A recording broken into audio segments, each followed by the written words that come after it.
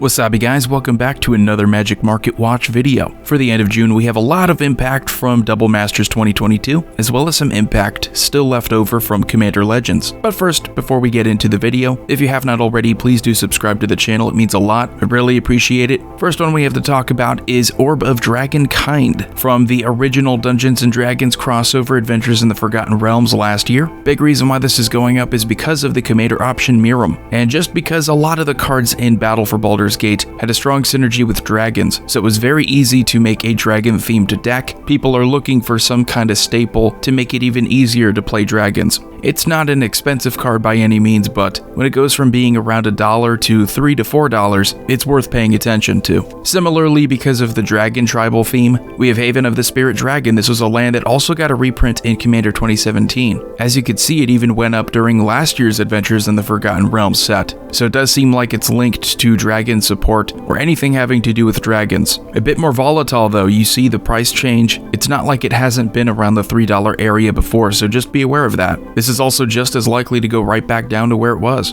And next we have a pretty cool land, Baldur's Enclave. I really dig this card, I think it's a pretty cool one. Situational card draw like this where you are paying a bit more mana to draw a single card than you normally would with a lot of the best draw spells. It's still good because you can fall back on it tapping for a colorless. Has a condition where you can only activate that ability though to draw a card if you have a creature power 4 or greater. That's very easy to accomplish, and I think people are starting to notice how solid of a card this is. If you have absolutely nothing to do and your commander is power 4 or greater, it's a nice thing to have just drawing a card in general. And Ikoria is one of those sets where you're going to see some cards that flew under the radar like this, and if they go without a reprint for some time, they could be a little bit pricier. Then we have Temur Ascendancy, a very similar card. The condition of having a creature with power 4 or greater, it could be related, but this is a great card as well. Temur Ascendancy, giving all of your creatures haste for 3 mana is just standard fervor, which isn't awful. But of course, being able to draw a card whenever a creature power 4 or greater enters the battlefield under your control is the real reason to play this. Because it is specifically in those 3 colors, it is a little bit harder to justify.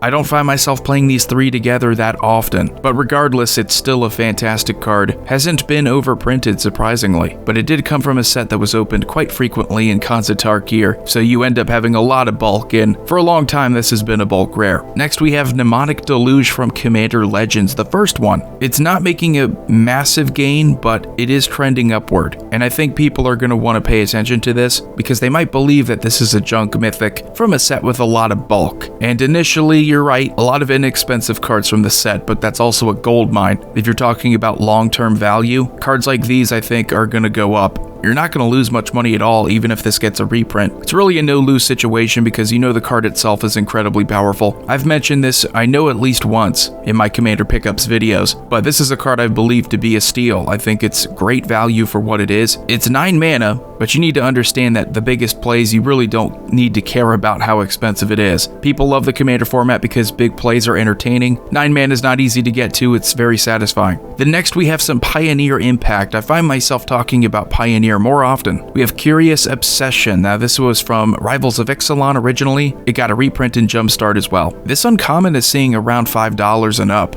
This is pretty significant. I don't think we've seen a format like this since Commander where it's taken off, and it is having the kind of impact where it's making uncommons more valuable. What the card does isn't really anything crazy. You are able to get card draw if your creature connects, but it also synergizes with aura strategies, so it has that going for it as well. It's also very cost efficient, only 1 blue mana, so that's very appealing to smaller formats like Pioneer. And then we have another card that I've talked about before, one of my more recent ones, Vito Thorn of the Dusk Rose. And now I know the chart looks like it's trending downward, but over the past week it has made a gain back up to around the 250 area. I believe this is even more of a steal than Mnemonic Deluge because it's going to see more play across several decks. What you have here is essentially Sanguine Bond on a 3 mana creature, so that there I think is reason enough to look out for it. It could also be your commander option, which is even cooler. It has an activated ability of 5 mana, so you can enable the first ability by giving all of your creatures a lifelink until end of turn. It's a vampire cleric, so you have strong tribal potential.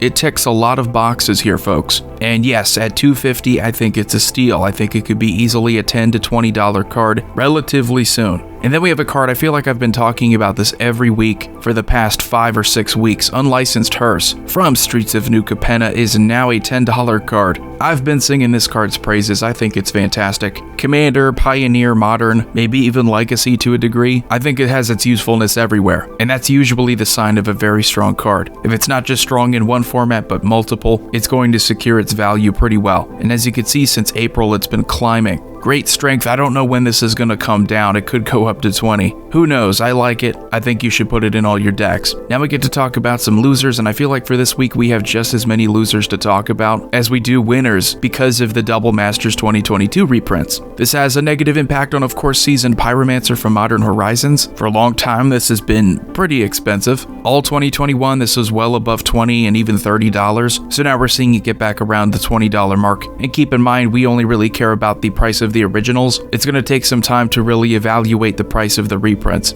We do have something to talk about with one of the big reserve list cards, Mishra's Workshop. I don't talk about these often. I mentioned Bizarre Baghdad like about a month ago, and the potential for big time reserve list cards to come down. We are in a bit of a recession here. A lot of things are more expensive. People aren't going to be spending as much money on Mishra's Workshop. So what is normally around a $4,000 card, or what would be in 2021, is now coming back down into the 2000s, and I think that's significant. All these cards that have a massive premium, but they're not really played, it's more of a collector's item, so if you don't absolutely need it for your deck, it's harder to justify the purchase. I would, however, say that because of the dips being the dips, it's what I like. If you have confidence in the game, if you have confidence in the growth of the game, you know that it could easily get back up to 4,000 and well above. Then we have another reprint from Double Masters 2022, Assassin's Trophy. The Guilds of Ravnica one is losing a bit of its value, to no one's surprise. The thing about removal is that it's okay if you get a reprint. I mean, this already got a reprint in a Secret Lair, I believe, and it didn't tank its value, but if it keeps getting reprints, yeah, the value will tank.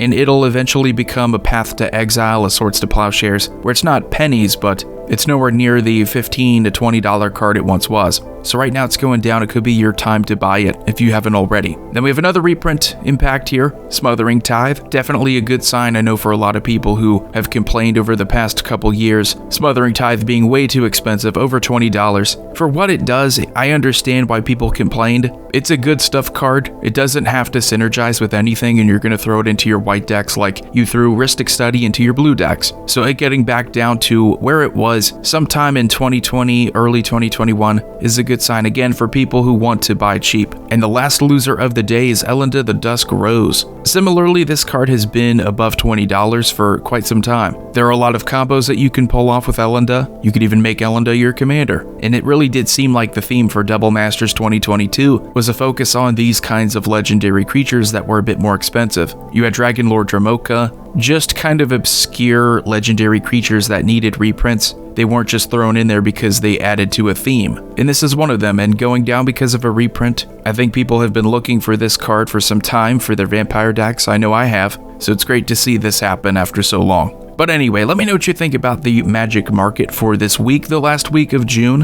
Hope you enjoyed the video. Again, subscribe if you have not already. Commander Void here. I will see you all next time.